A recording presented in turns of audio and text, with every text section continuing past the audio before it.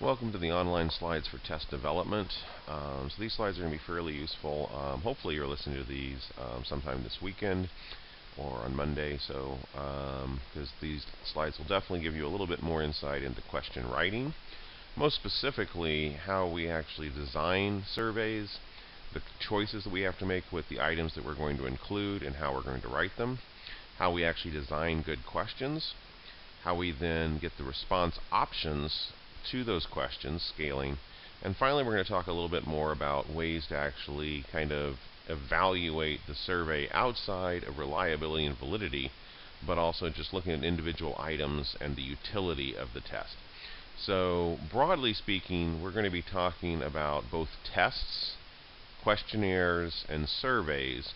So tests include things that we're basically testing. So whenever we're actually in the process of trying to assess knowledge, surveys are often trying to get at various public opinions and thoughts, and questionnaires are often a little bit more about trying to get at actual traits and personalities. So though we've really been kind of focusing on constructs, psychological constructs, which knowledge in a test includes. The test that you recently took in class, that is a psychological construct that I was trying to measure with the test that I administered, your overall gaining of knowledge from this class.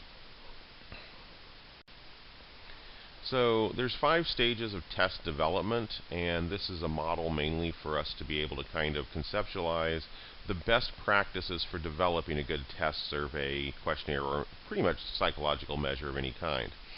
So test development is an umbrella term for all that goes into the process of creating a test.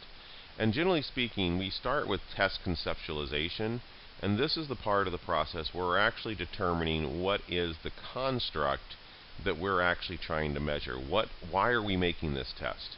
Are we making this test because there isn't a version that exists, so it's a new construct or a new concept that we need to measure? Are we making this test because a previous test is now just basically gotten too old and it's kind of aged and isn't working very well? Are we trying to improve on an existing test of a concept or construct? Again, why are we making the test? And what are we trying to measure? And the better that we can answer those 2 questions, the easier the rest of the steps are going to be. So a lot of times test development can kind of fall a little flat right off the bat. If you don't have a good reason to be developing a new test, if there isn't a good logic behind it, or if you're not really sure what the construct is you're trying to measure, it's going to make the remaining phases pretty hard.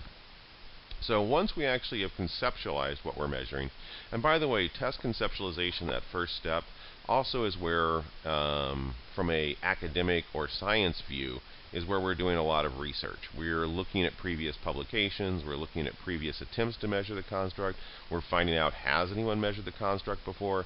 And we're using that information to basically give us a educated direction in our own test construction. And that's the second phase, test construction. So with test construction, we're now actually creating the test. And a lot of what we've been kind of talking about, and we'll talk about in these slides as well, is that test construction phase. So, for example, face validity would be in test construction. Do these items look like they're measuring that construct that we identified in the first phase, test conceptualization?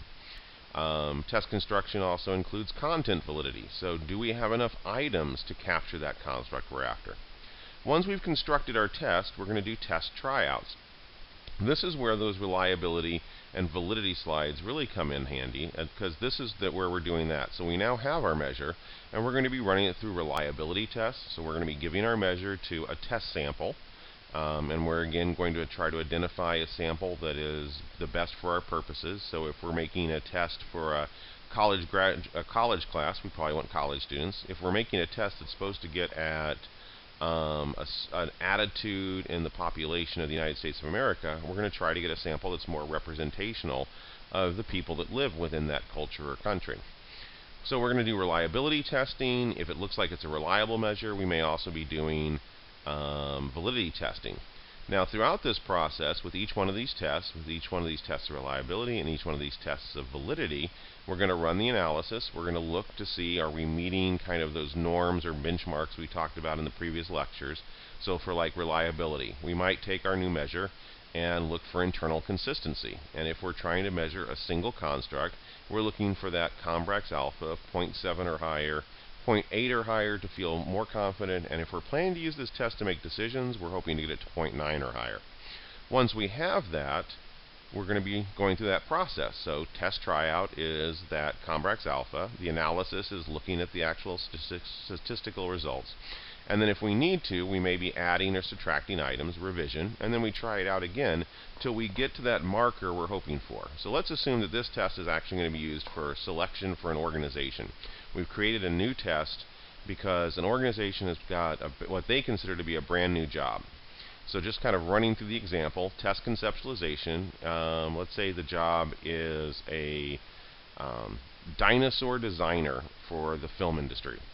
And so we do some research and find that there are measures out there to measure basically artistic jobs, to measure design jobs, to measure innovation jobs, but nothing as specific as someone that designs dinosaurs for the film industry. So we create a new test, and we give it to people that are in art and design, and we find out that the Combrax alpha, the reliability, is about 0.75. So we look at the items that are actually not aiding to the scale. We drop a few of them. We also create some more items. Again, the longer the test, often the more reliable it'll be. And we revise, and we get that alpha up to 0.9. So this is in phases 3, 4, and 5. Now that we have that test working really well, we're now going to see, is it actually valid? So we're going to give it to a bunch of people trying out to become this new job at this company, and then we're going to hire them, and then we're going to see, do they perform well if they scored well on that test, and do they perform poorly if they don't? So we're doing a predictive validity study. At this point, if we find a high relationship between our measure and actual performance, we are done. Our test is good. If it turns out it isn't, we might go back into, once again, that test analysis revision phase. Okay. So test construction, writing items. Generally speaking, and this is happening in that second phase, so test construction, we know what we're measuring and we're trying to create the actual test. The first thing we generally want to talk about is an item pool. And this is something I was suggesting to each one of your groups. Just brainstorm, everyone in your group, as many items as you can that you think would actually measure the construct of interest. So this becomes kind of a reservoir or well from which items will or will not be drawn for the final version of the test. And not everything that's come up with is going to be used in that final test. But the larger the pool, we're making an argument for that idea of content validity again, that we have enough items to really capture the construct well that we're after. So it should be a comprehensive sampling providing a basis for content validity on the final version of the test. So the larger your pool, the easier it is to make an argument that we really did consider a lot of possible items and we've chosen the very best. Also, in the revision process, as we're testing our new test, doing the analysis, and then doing possible revisions, the better the item in the pool, the easier it will be to increase items if we need to, or to draw more items in. Item format includes such variables as the form, plan, structure, arrangement, and layout of individual test items. So item format is almost the graphic design of a test. So basically, how many items do you need? Are you going to put them in a particular order? How do you arrange the items? How does the actual test look? And we also want to think about basically a selected response format. So items require test takers to select a response from a set of alternatives. So in this case, basically, a selected response format is any time where you have to simply choose an answer. So multiple choice items are a selected item response format, and so are Likert items on a 1 to 5 scale. Constructed response format is items that require the test taker to supply or create the correct answer, not merely to select it. So these are often referred to also as open-ended questions. So a fill-in-the-blank is a constructed response format. An essay question is a constructed response format.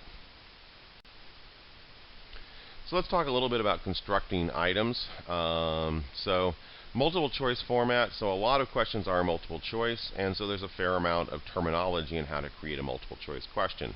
Multiple choice format has 3 elements: a stem, a correct alternative, and several incorrect alternatives, also referred to as distractors or FOIL. So the STEM is that question that you read. So for this example, item A, the STEM is a psychological test, an interview, or a case study are. So that's the start of the question, and it needs to be completed. Then there's going to be alternatives. One of them is going to be correct, in this case A, a psychological assessment tool. But there also needs to be additional feasibly correct answers. So there would be a reason people might think that's the answer, because we're trying to test knowledge, that are incorrect. Now, to create a good multiple choice question, all three of these need to be very carefully selected and worded. So if you have a poorly written STEM, or you use a STEM with words that people don't recognize or don't understand, it's going to be harder to actually determine if they really know the answer or not, because they're not understanding the question to begin with. You need to make sure that you have one clear correct alternative. If you create a multiple choice question where there's multiple correct alternatives, unless you include a all of the above option or an A and B option, you have basically, again, it's much less likely that this is going to be a valid measure of whatever particular piece of information you're trying to find out does the test taker actually know. And finally, if the distractors are either too similar to the correct answer, it'll make the question very difficult for all but a very few students. But also, if they're too easy, it can make the item to where it's basically just a given what the question is. So we're also going to talk about some other commonly used selected response formats, including matching and true-false. So basically, a matching item is very similar. You have a STEM, or an initial item, and then you have the response options, which are the options they need to be matched to. So you'll usually have a column A and a column B, and you're matching up concepts to terms. We can also simply have a forced response of true or false, yes or no, so you have to identify whether the STEM in this case is actually a correct or incorrect statement. So an important thing to realize is the theory of garbage in, garbage out when we talk about how to ask a question. So question design is very important. We really need to consider our audience, so who's taking the test. We want their honest answers, so we're wanting to make sure that the questions are clearly understood and interpreted. And this can often be a language issue, and we're going to talk a little bit about language issues in these slides. But question interpretation is also, again, there's no statistical technique, though we can determine how well a question is being responded to. It's mainly a logical or systematic process of looking at each question and asking, am I using clear language? Is the sentence easily understood? And to the people that are going to take the question, do they actually understand all the words and the vocabulary I'm using? A lot of this can be actually tested with a pilot test. So before you even start analyzing your new questionnaire, giving it out to some of your friends and asking them just simply, I don't want you to actually answer these questions. I want you to let me know if they make sense to you or if any of them confuse you. And if they confuse you, circle them and tell me why. It'll be interesting if you actually do this process, because you'll usually find that there are some questions that basically people are either interpreting differently or aren't making sense. Another systematic way to do this is to have a group of people go through each question and reword it into their own wording. Again, this will sometimes show that some questions everyone is interpreting the same way, but other questions people may be putting a very different spin on. When your group got your feedback on your drafts of your questionnaires, I did provide some information on some questions that I found a little bit hard to interpret, depending on the group. So matching what you think you're asking to what your participants think you're asking is what we're really talking about here. So basically, if you've got bad data, even with good questions, you're going to get garbage results. So that's that first example. And what I mean by garbage data here is the questions themselves are very well written, but they're written in such a way that for whatever reason your sample is not understanding the data that you want. So in that case, you're getting garbage data through perfect questions and garbage results. Another way to look at this is that if people don't actually know what you're asking, so again, you create a perfect questionnaire about the top 5 political issues that are going on in 2015. You've worded them well, you've made sure they're easily understood, they're clearly worded, the response options make perfect sense, and then you give them to a sample of 20 people who have no idea about politics, don't care, and never watch the news. They can't give you good data. That's garbage data. Garbage data through perfect questions is still going to be garbage results. Now, likewise, that bottom pattern is another thing we worry about. That we've got the right sample. We've got people that have good data. We want to know what they think, and what they think is relevant to what we're wanting to measure. But then we have bad questions. Again, great data, garbage questions, garbage results. A lot of public opinion polls actually are a good example of this. Good data, bad questions, bad results.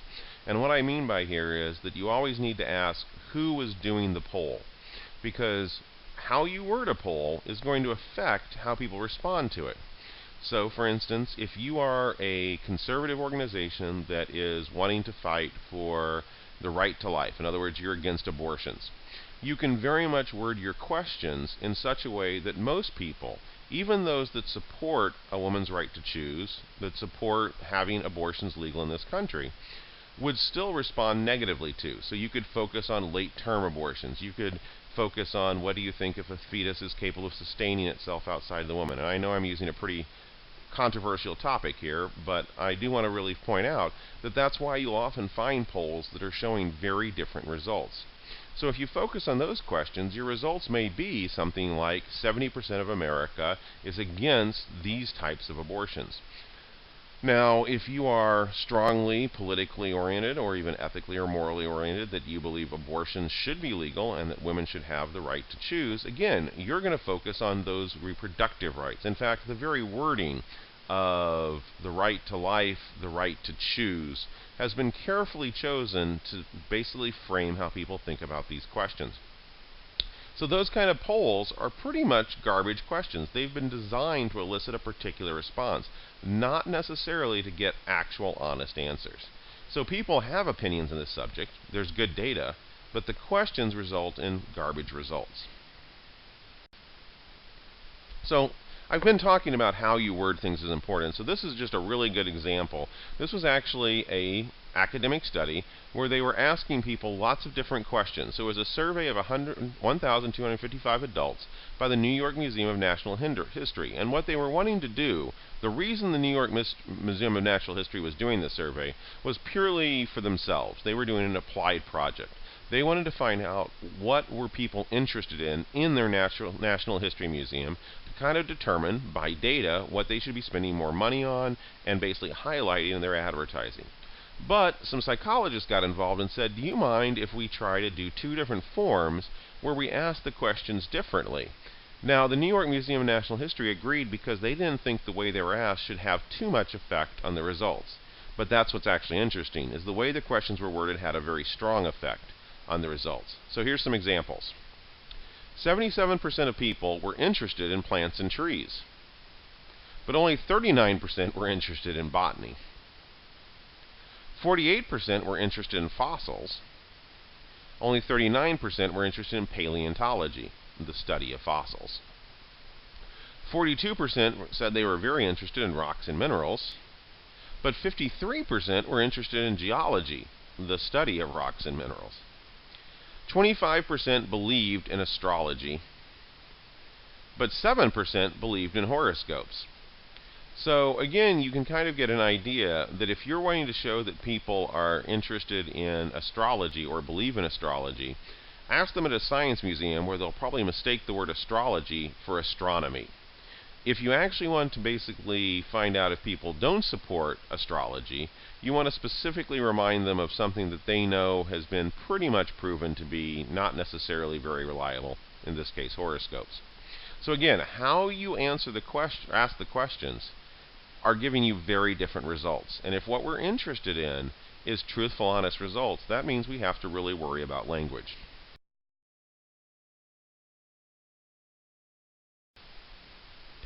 So we're going to talk a little bit about survey formats. So once we have good questions, we're now looking at how are we actually having people respond to those questions. We can use forced choice. That's the selected response questions. And most surveys are going to use forced choice primarily because it's much easier to analyze. We can use statistical analysis depending on the type of forced choice. And also there's usually very little interpretation needed by the test givers. We're not having to decide what people mean meant by their response. We simply have their checkmark response or their circle response or their bubbled in response. Now, to be a successful question, even if the question is written well, the answers, the forced selected responses, need to be exhaustive and mutually exclusive. And exhaustive and mutually exclusive means that when we write a question, we want to make sure that the possible responses include all of those that people might want to respond. So a current debate in a lot of demographic surveys is gender. A lot of places have gender listed as male or female. In fact, my example here lists that. But somewhere between 1 to 5% of the population biologically is not so clear on male and female. In other words, if we're looking simply at chromosomal expression of gender, sex, if we're looking at actual genitalia as an indicator of sex, we're actually not at 100% of people that are medically 100% male or female. There's a lot of various small, limited numbers of people that fall into different categories. Additionally, male and female is often thought of in our society not as medical sex, but almost as more of a gender cultural constructed role. And again, a lot of people do not necessarily feel that they are clearly male or female. Now, they're in the minority, but that still means that if you're really wanting to get at truthful answers, if you're asking simply male or female, that's not necessarily exhaustive. Mutually exclusive means that if we're giving options and we're expecting people to choose only one, then the options need to be fairly mutually exclusive. We need to make sure that they aren't something that people would want to respond both to. This often occurs when we ask people their ethnicity. We may have an exhaustive list, so we may include most major ethnicities that are within a culture. But unless we include something like mixed race, if we're only allowed to choose one option, at that point that may not be mutually exclusive, for many people may actually feel that they are of at least two ethnicities. That means that we do have another option. We can go with check all that applies. So again, we have our exhaustive responses, but at this point we also include people the option to choose multiple choices. The problem with this is it also makes analysis a little bit more difficult. So generally speaking, most people tend to make forced choice questions that are exhaustive and mutually exclusive, and if there is a situation where they'd want to ask the person or give the person the ability to respond multiple times, they might ask the question multiple times to allow that responding. So the first type of categorical or forced choice is categorical responses. So these include dichotomous questions, so yes, no, male, female. Nominal response options, so male, female, other, or male, female, male to female transgender, male, female to male transgender, transgender in general. So again, we have nominal responses. So dichotomous means there's only two responses. Nominal responses means there's multiple responses. And finally, ordinal, where there's multiple responses and you're actually putting those responses in order. So an example of that is the last one. Rank the candidates in order for performance from best to worst. And you can tell how old this example is, as the candidates listed below are from about 5 presidential elections ago. I should update these slides. So if you were wondering who was running for president prior to President Barack Obama and prior to President George Bush Jr. or George W. Bush, there's some of the candidates. So another survey format, again, the response to the survey, is the interval level responses. Now, again, interval level responses we are going to treat as if they actually are continuous data. So this allows us now to run correlations. So that previous slide, when we create questions that have categorical responses, dichotomous 2-level, nominal more than 2 but not in order, and ordinal, all we have is the order of responses. We can't use a lot of the correlations that we normally would use to look for both reliability and validity.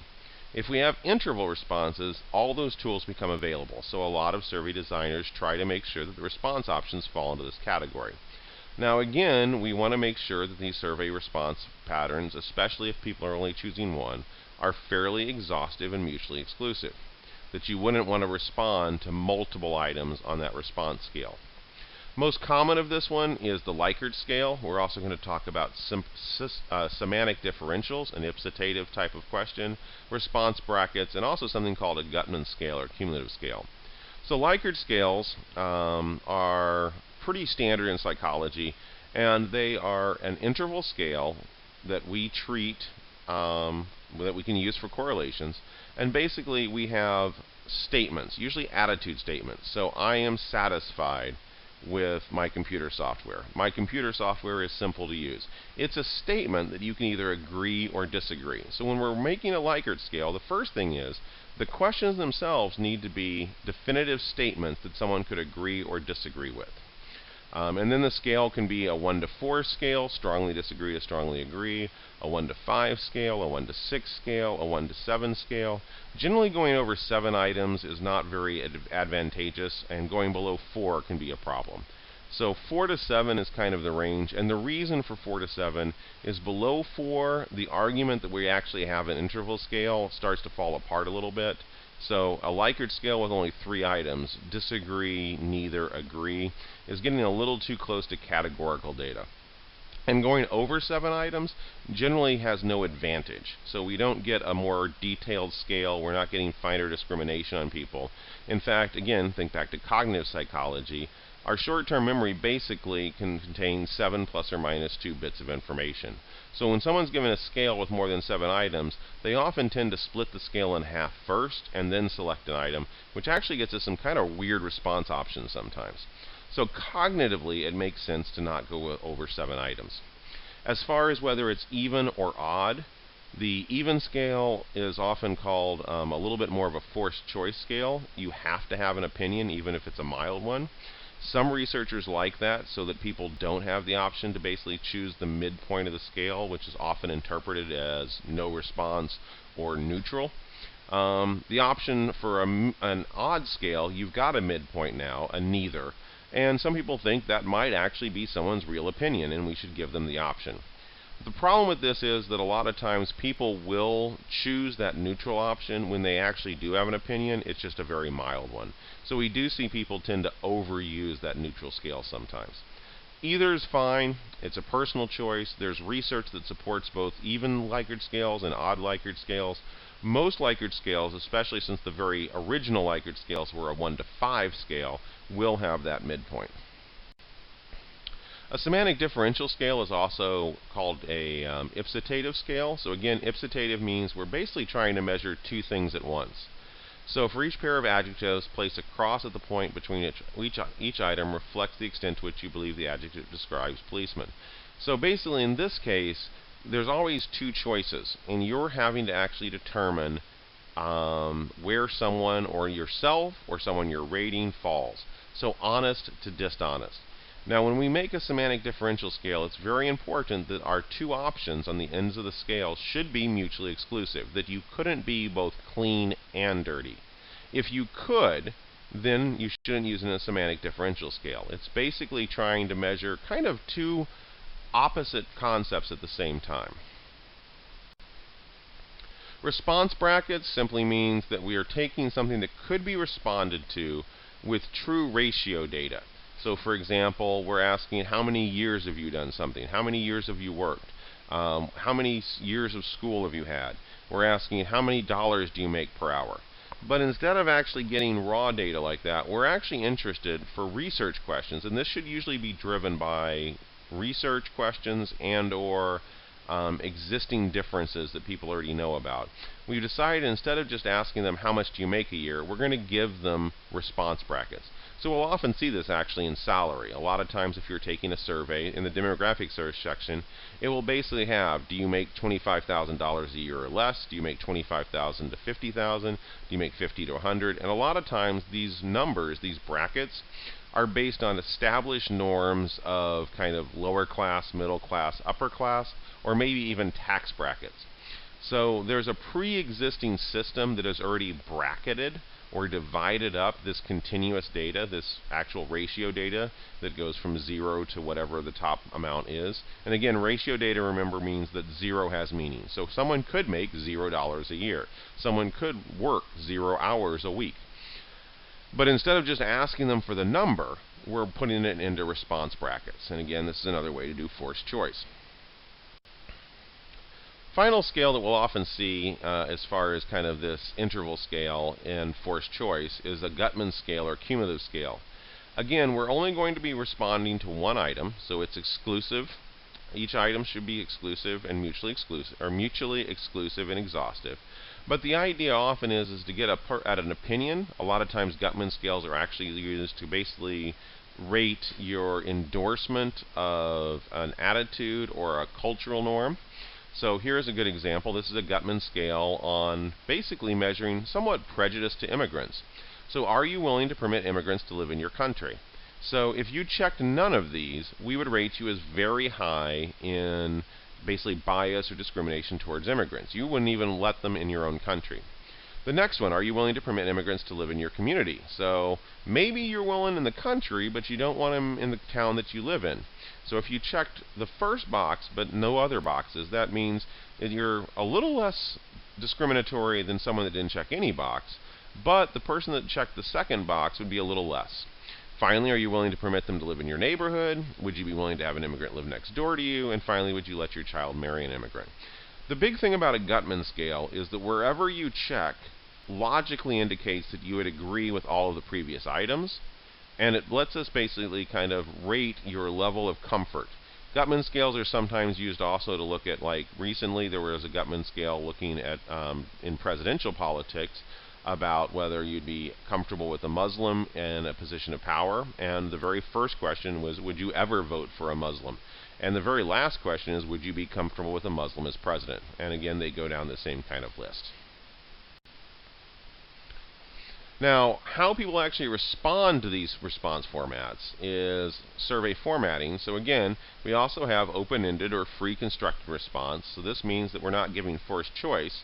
And we do have to decide, do we want open-ended versus forced choice questions? Open-ended questions usually are either fill in the blank and short answer. The advantage to open-ended questions is, one, we can usually get more rich data. We can get more qualitative data. So people aren't just giving us the response we're asking for or have established for them. They're really giving us what they think.